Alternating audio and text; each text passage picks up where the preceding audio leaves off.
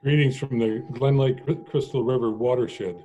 My name is Dave Hayes, and I'm a resident of Empire Township, and I'm a member of the Watershed Protection Task Force.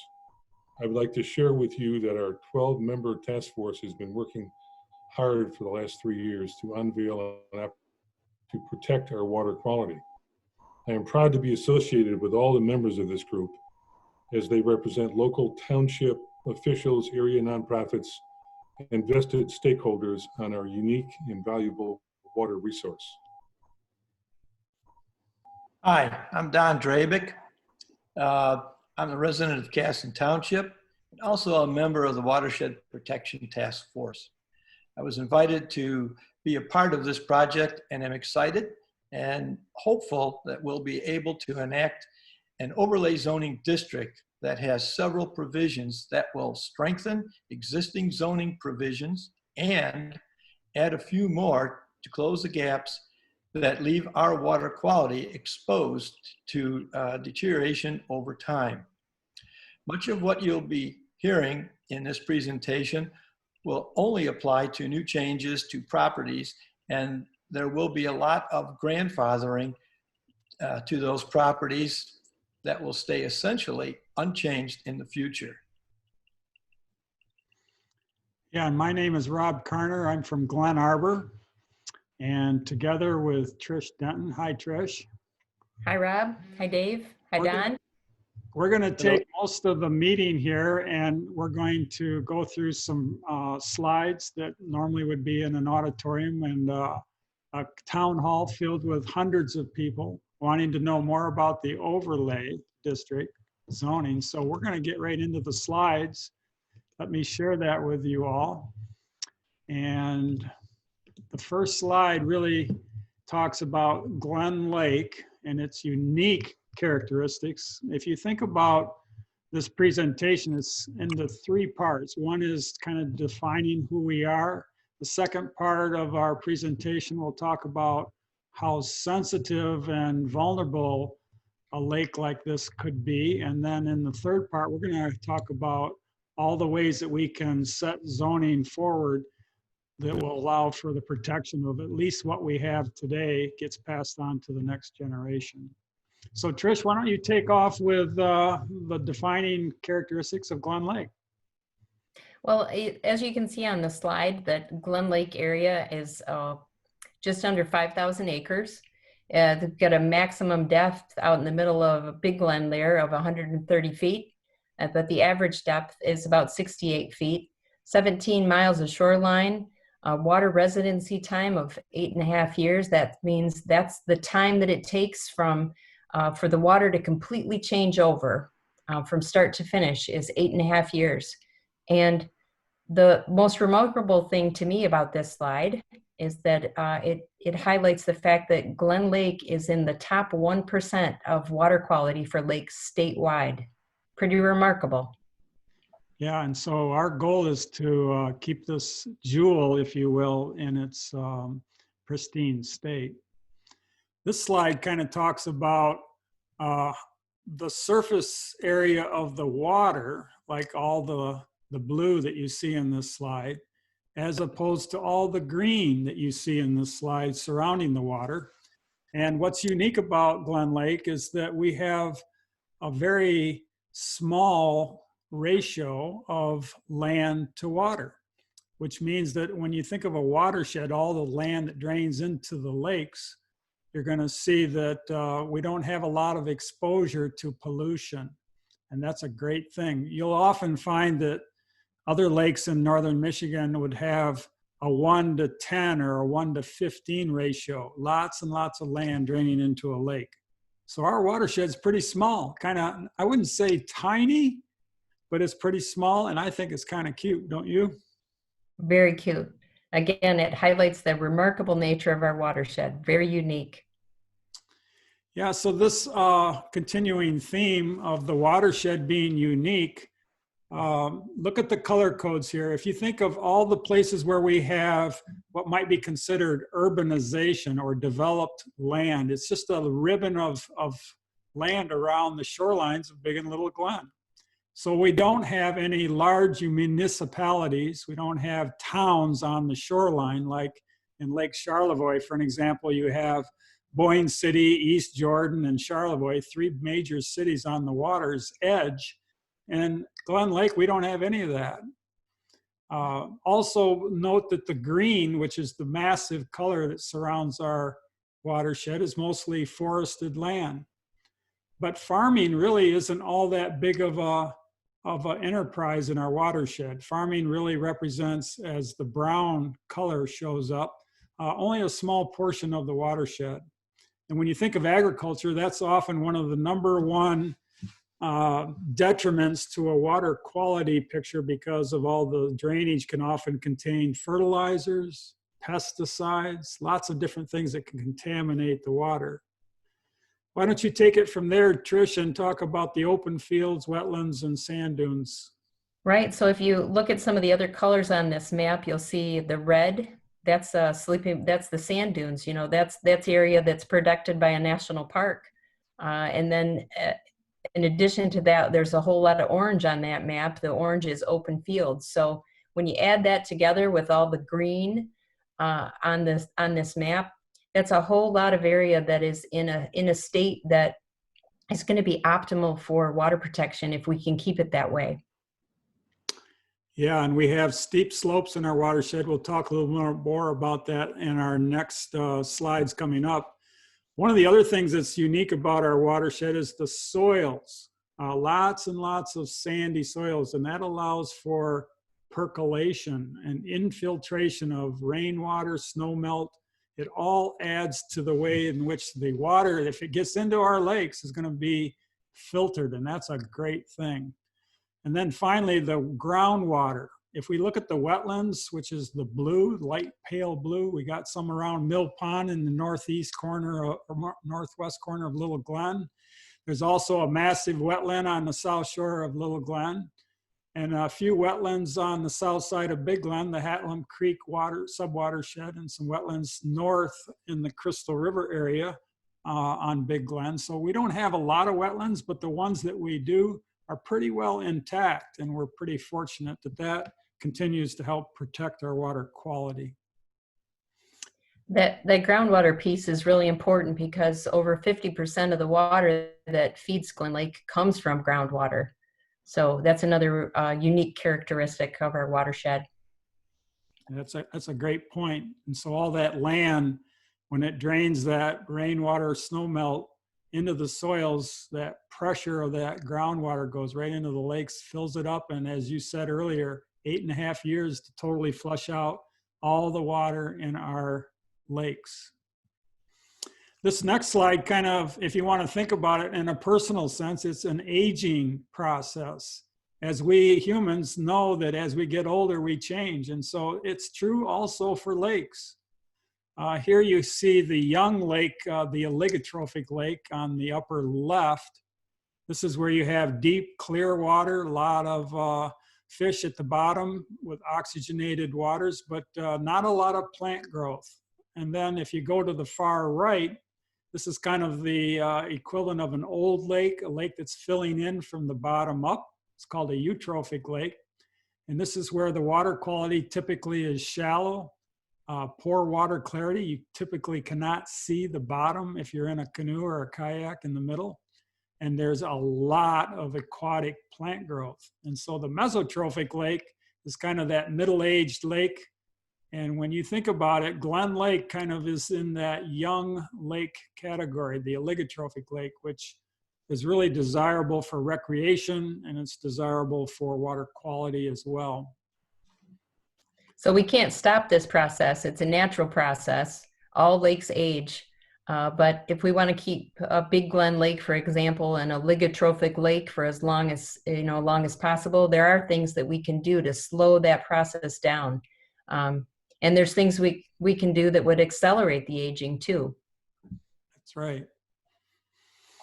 When we look at temperature and dissolved oxygen, these are key components, key parameters in a lake that kind of is a signal for whether a lake is aging too quickly or if it's holding its own. So if you look again on the left, you see that oligotrophic lake profile. You have warm water on the top that circulates in the summer and really does not mix with the cold water at the bottom. And so we have lots and lots of oxygen in the beginning of the summer. And what I'll talk about in just a few minutes would be the idea that the cold water, which contains lots of oxygen, is an ideal situation for trout, which is often a marker or a brand for a lake that's high water quality. So what happens in the eutrophic and mesotrophic lakes? Trish, why don't you take us through that? Same sort of cycles, but what's different? Well, the predominant thing on these two pictures between the oligotrophic lakes and the eutrophic or mesotrophic lakes is that thermocline that gets established that it's sort of like a lid on the pot, and it keeps the water, the upper water, mixing from the water below. And in the mesotrophic or eutrophic lake, the cooler water that's below the thermocline becomes low or even no oxygen. In the summer, that oxygen gets consumed by all the living things that the greater number of living things that live in a more aged lake, which is not, like Rob said, is not good trout habitat, versus the oligotrophic lake, where the oxygen level below the thermocline remains intact in the summer and is healthier for those popular fish species that like lake trout that people are fond of. Great. So we did some studies, the Glen Lake Association, back just in 2019, and we were measuring at the bottom of the lake how the oxygen levels were faring, knowing that clean lakes usually have phosphorus at a low level and a lot of oxygen. So if you look at the two lines, the red line shows a case where you have a normal situation. The oxygen begins to tail off as you get deeper in the water column and gets down to maybe 4 parts per million on the x-axis. But look at the white line. Here again, you're seeing a similar shaped graph and curve. And what happens is the oxygen can even go lower. And actually, I think I've got that switched around. The red one is going lower in oxygen. No, wait a minute, I'm sorry. The white one, excuse me, the white line is going closer to 0. And so what happens is when the oxygen is going low, there's a release of phosphorus, and that's what kicks out an algal bloom and can begin to change what we call a blue lake into a green lake. And then there were some core samples that were taken at the bottom of Big Glen, and they were actually looking at how the sediments looked, and they could actually pre-1800s look at the sedimentation rate when there was forest all over the watershed and little or no development. And then you had the logging era, and of course all these hills are now exposed to erosion. And this was actually shown in the core samples that increased sedimentation will increase the aging of the lake, and if you don't stop the erosion and you keep giving lake sedimentation, you're going to end up with a premature aging or an accelerated aging of the lake, and that's not good. So the last two slides really highlight that idea that both from a phosphorus perspective and from a sediment perspective, there are things that we can do to slow down that aging process or accelerate it. And the Glen Lake system is incredibly sensitive. There's a really narrow range of a tipping point for things like phosphorus in accelerating your lake aging. Sometimes I have days at age 67, I have a tipping point. I'm not as young as I used to be. Now, if you take a look at oligotrophic lakes across the country in North America, this study by Stoddard in 2016 shows that we may be seeing that these oligotrophic lakes like Glen Lake are actually disappearing, much like an endangered species. It was here a while ago, but now it's no longer, and there's no going back. So we're thinking that the sensitivity of our lake is not to be considered something that you actually see day in and day out. Even if those of us who spent 40 or 50 years on the lake, you don't notice these changes, but they actually might be occurring in a way that is alarming when you look at it over a broad number of years, like maybe 50 to 100 years. So when we think of a summary of how we put Glen Lake into this sort of picture, we think of it as exceptional. Not a lot of lakes are like Glen Lake, so we think of it as rare, and certainly threatened when we think of sedimentation and anoxic conditions. So now the question becomes long-term protection, what do we do? So Trish, why don't we talk a little bit about the lake watershed management plan that's been produced back in '09. Right. So the one of the things that the Glen Lake, the Glen Lake Crystal River Watershed Protection Management Plan was created in 2009, and to take a look at those sorts of things that were occurring in our watershed. What were the things that we're going to have the most impact on slowing down that aging process, for example. And this slide talks about the three things that were identified from that, where the natural shoreline buffers would be a useful thing to help reduce the impact of almost all the pollutants that currently threaten Glen Lake in 2009 and in today. And that because of those well-drained soils that we have that Rob talked about earlier, the direct overland runoff to the lake is not very significant. Most rainwater can quickly infiltrate the ground as long as we maintain that, those colors from the map of the watershed where we have a lot of vegetation and a lot of surfaces where water can get in. That's to our advantage. And then the third thing, that development in the watershed is probably has the much greatest potential to impact water quality of any other thing that we have going on. Yeah, when you look at the picture of the cover of this watershed management plan and you see Glen Lake and Fisher Lake, first thing that kind of pops out when you study the picture is that there's a lot of natural shoreline there. In fact, 75% of the shoreline is in its natural greenbelt buffer. And we want to make sure that in 20, 50, 100 years from now, that doesn't change.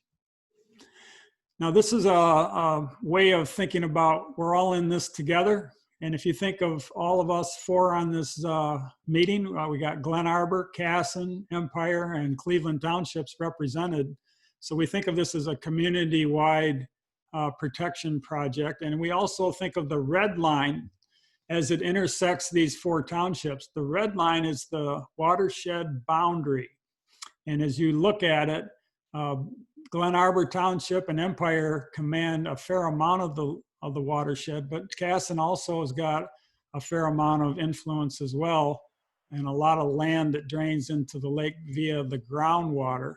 So what we want to do is try to get all the townships together, specifically the planning commissions, to look at this overlay district proposal and try to get it in line with their master plans and their zoning ordinances in such a way that it all meshes together and it helps protect the water quality.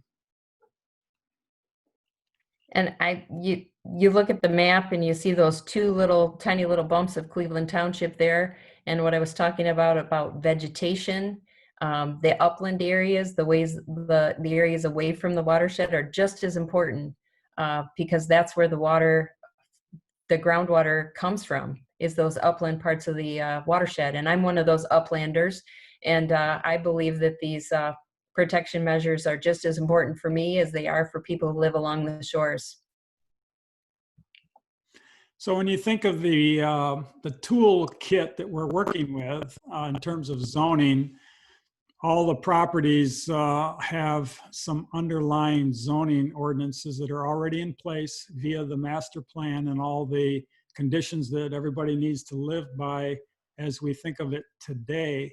And what we're proposing is that they overlay, as it says, it goes on top of all the other things. So we're not pulling anything out of the bottom or the middle. We're putting it over the top and have it be kind of a way to say we're just going to tighten up and close the gaps on where there's zoning that might not be as protective, and strengthen and encourage the zoning that is protective for water quality, And my feeling is that, you know, anybody that wants to step up and say, I really don't care about water quality, I don't think I'd find anybody. How about anybody on the Zoom call here, Don or Dave? You guys think that water quality is not anything important, or is it highly important? I mean, I think it's paramount. Yeah.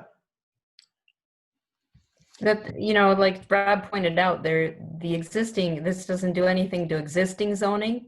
You know, as a resident in one of those 4 townships, it's not going to undo my existing zoning. It's just an opportunity to make the zoning of the various townships a little more coordinated and working together in with some really simple things that will enhance protection of water.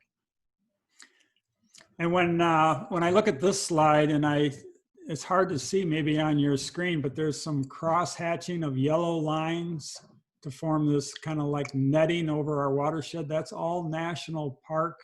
In fact, 40%, which is huge, 40% of our watershed is owned by the national park. So the remaining 60% is the kind of thing that you think of this overlay district is going to apply to.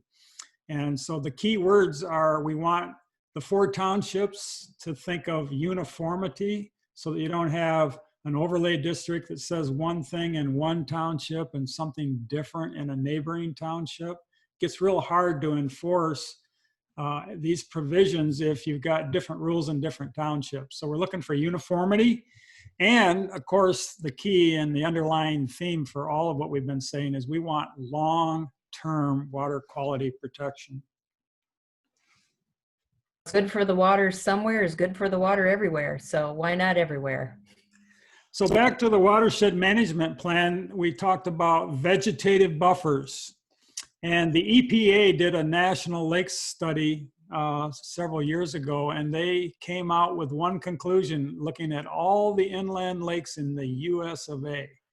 And the number one thing that protects lakes from degrading water quality is greenbelt buffers or shoreline buffers, or in some people's vernacular, they call them natural shorelines. So when you think of where that's happening in the country, where they're protecting these natural shorelines, you think of Maine and Vermont, New Hampshire, Minnesota, Wisconsin, even out in Oregon and Washington. There's places where this is the way they roll out their water quality protection. And so really, when you think about it, Glen Lake, which has a lot to lose, is kind of hanging out there exposed without these natural shoreline provisions in the zoning.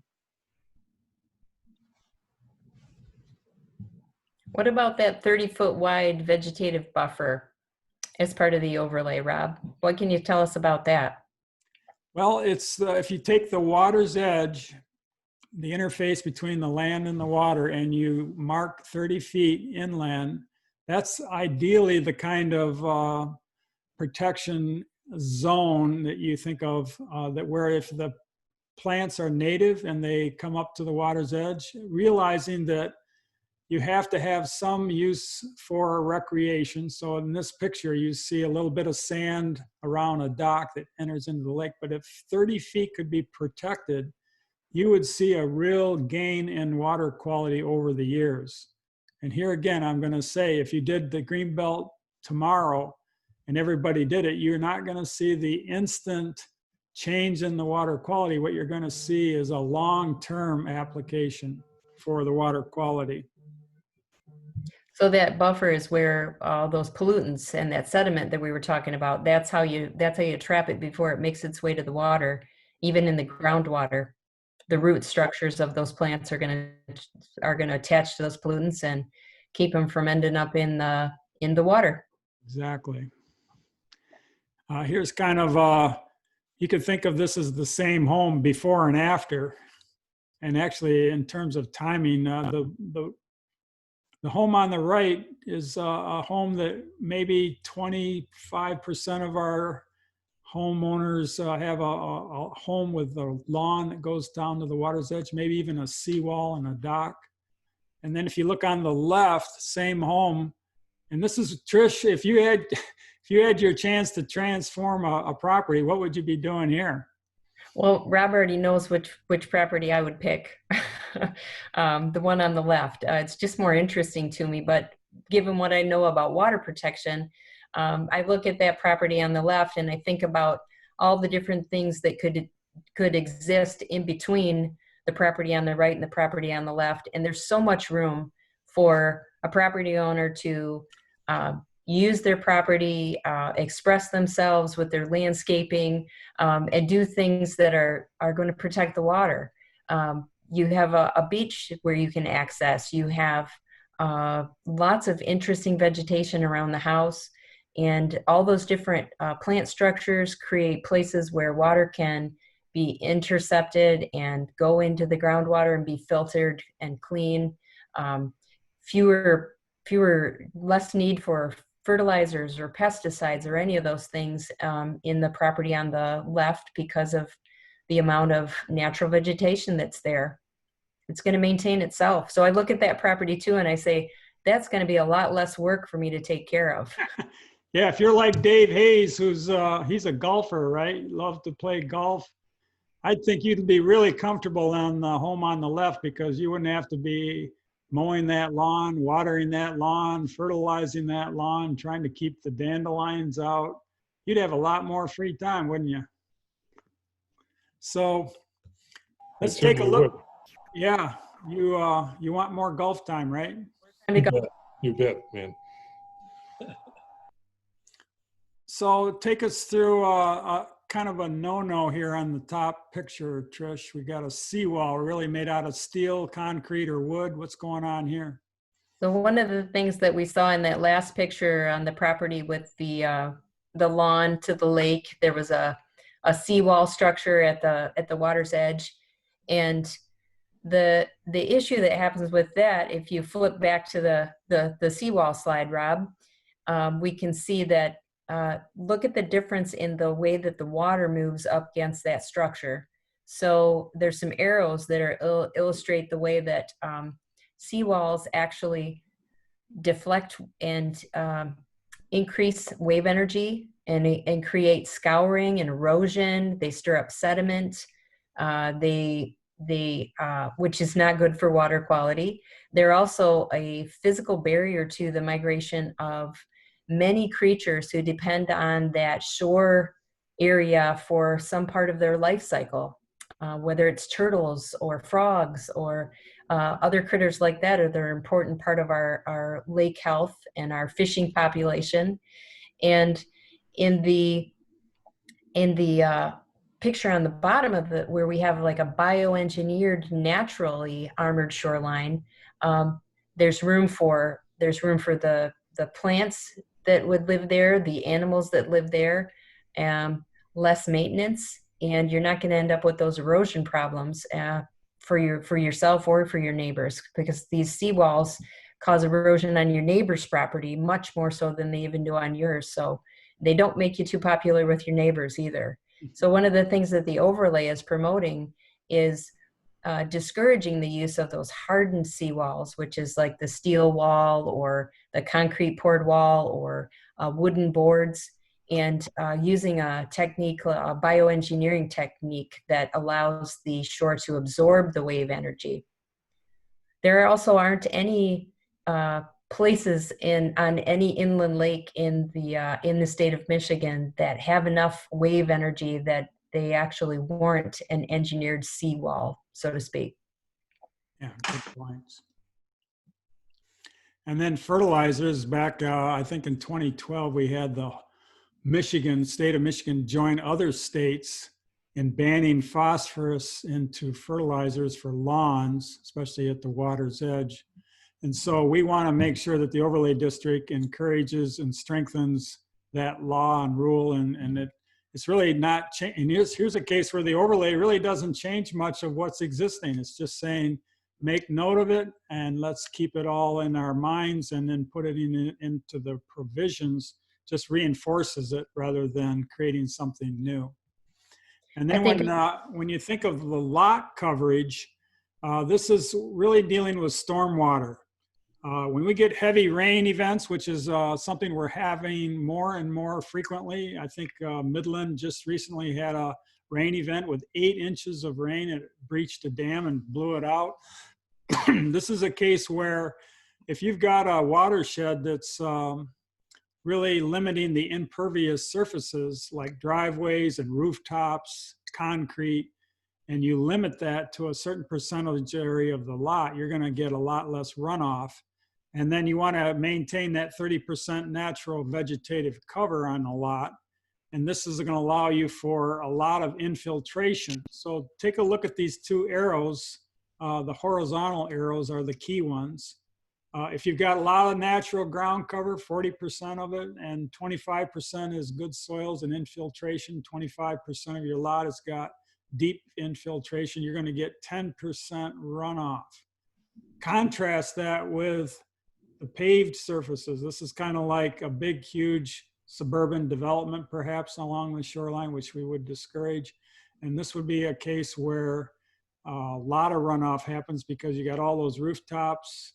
You don't have much in the way of a green belt, so you're going to get shallow infiltration, and you're going to reduce your deep infiltration. This is just going to probably rob your groundwater of all the necessary water that feeds your lake.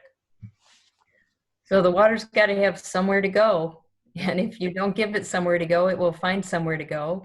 And, you know, really a 30% natural vegetative cover is not, is really reasonable. And it has such a significant difference. I just can't highlight enough the difference between, you know, 10% runoff versus 55% runoff. What a big difference in a problem of where the water has to go on my property that I'd be looking at there.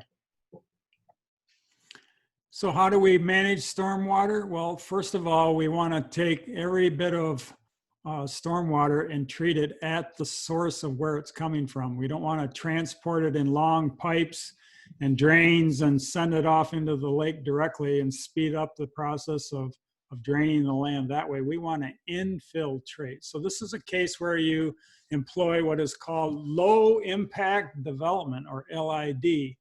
And this is promoting the idea of rain gardens. And you can minimize the environmental impacts by doing this. And one of the things that's going to happen with the overlay district is there's, if you have a large development, stormwater provisions are really going to kick in with this overlay we're talking about. But even if it's an individual residence, you're going to have requirements through the building permit process to make sure that these kinds of practices are employed. And it's not an overly restrictive process. It's more of, you know, the things that I've looked at about it. It's really an opportunity for property owners to get guidance, to get help. There's a whole process to go through to help you plan so that your property is something that works for you and also works for the water. You know, and these rain gardens are a lot cheaper than putting in, you know, pipes and drains that conventional construction in urban areas really command. It's just a high price tag versus a low price tag here. So when you think of low impact development, Trish, take us through some of the amenities that we have here on this plot of land. What sticks out? I'll take you on a little tour. All right. Here, so if you look at the back of the property, you've got a diversity of natural vegetation. You've got trees. Natural vegetation doesn't mean lawn. It means things that have a diversity of structure that can intercept rainwater and slow the energy from it and allow it to soak in. And then to further enhance that on this property, even in the open areas, they've got these rain gardens built in, these catchment places to capture the water, let it soak in. And they're lovely. They're really interesting to look at. There's also a rain barrel catching the concentrated accumulation of water coming off that hard surface, the roof. And then there's some other subtle things that you might not notice in the ditch in front of the house is an open drainage so that the water can move and flow through. And then the pavement is a porous pavement even. So it's allowing the water to, it's a hard surface, but it allows the rainwater to move through it. So all kinds of opportunities on this property to let water move into the ground where we want it. This is a case where looks like a development along a shoreline of a lake where there was a straight drain pipe that took stormwater and dumped it right into the lake, like from point A to point B, a straight line. And so some development, low impact development strategies were put into place where they curved the pathway for which the drain water would go into the lake. They extended it so it took longer to get the water to the lake, number one. And number two, they planted all kinds of vegetation. This is kind of a before and after picture. So this was an early start of controlling the erosion along the banks with rocks and some geofibers that can contain the soils. And then you put plantings through the fibers. And then in 2 or 3 years' time, look at what you've got. You've got a place where all the stormwater slows down, and all these plants with their deep roots can grab the phosphorus and the nitrogen. And who's the winner in all of this? I mean, the plants win in this ditch, but what else gets to be the winner? Our water wins. You slow that water down, you let it go in, and our water wins.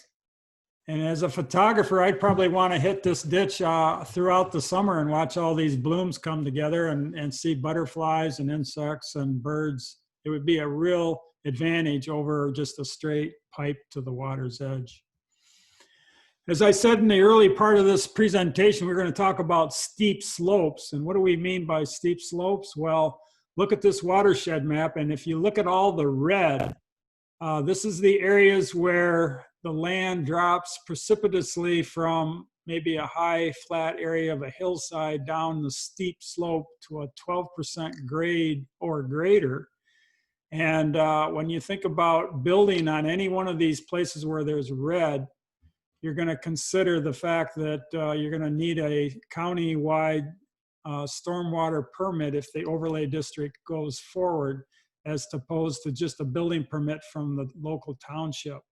And 40% of the steep slope has to be vegetated because that's what's going to hold the soils and keep the erosion from happening and spilling into the lake, filling it from the bottom up. And as we said, increasing the aging process. And you know what?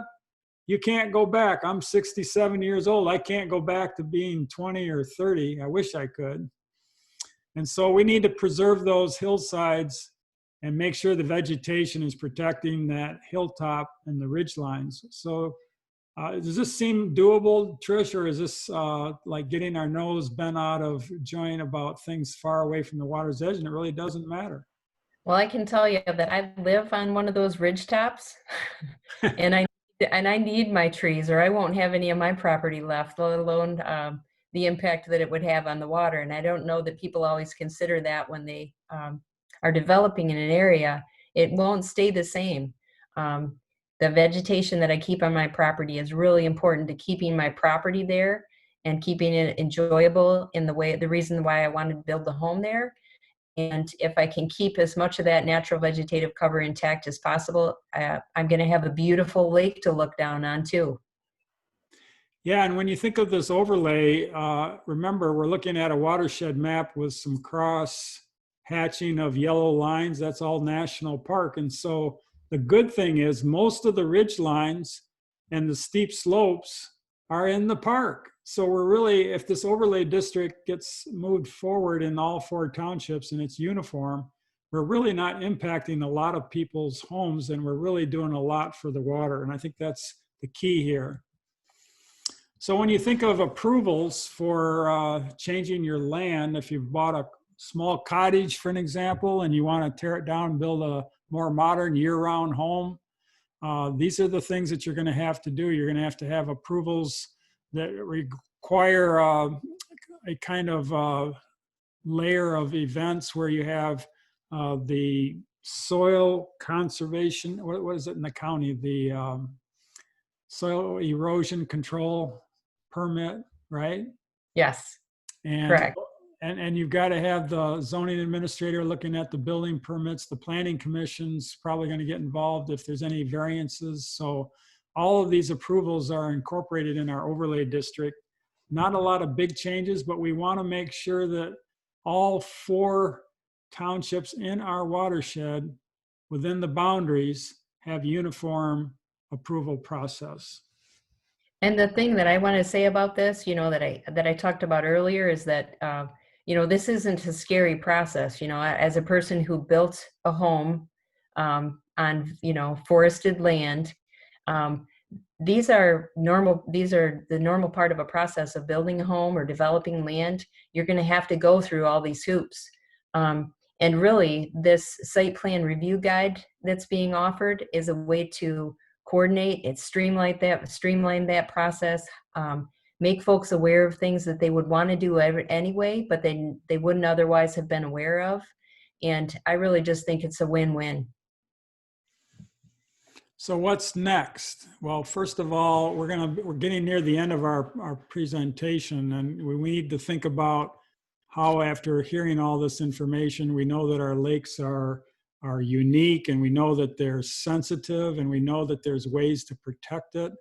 And so when we wrap this up, we need to get information out to people. So if you think about it, there's a way to get a hold of the Glen Lake Association's website. And if you click on the overlay district right on the front page, you're going to come up with some helpful ways to get more involved and more up to date and informed and educated about this. So there's a copy of the actual overlay district zoning document that you can read through.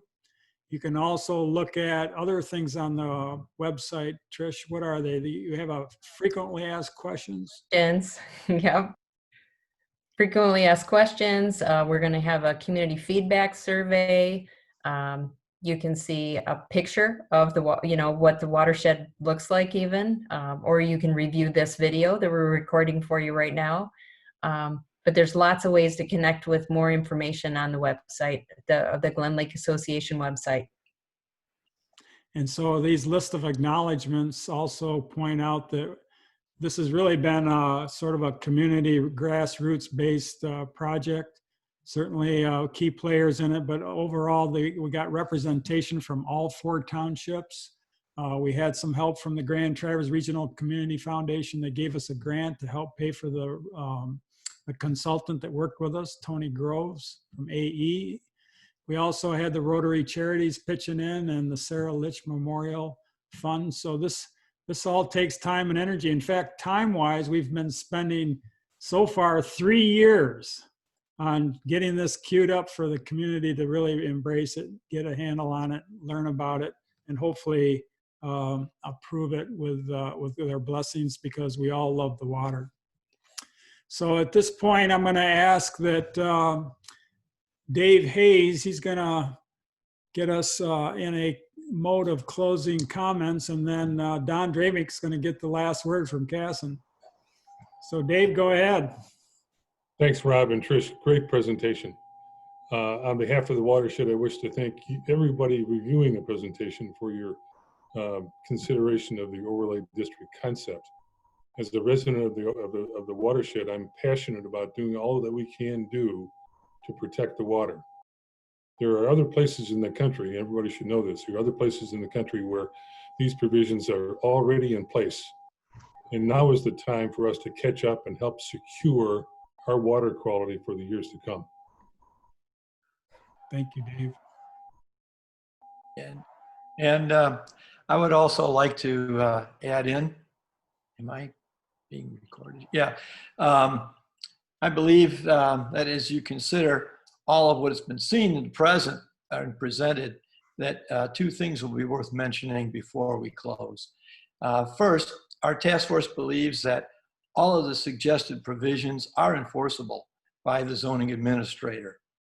This is important because the last thing we want to do is enact provisions that are unenforceable. The second closing remark is the task force believe that what is being proposed is reasonable and not overreaching.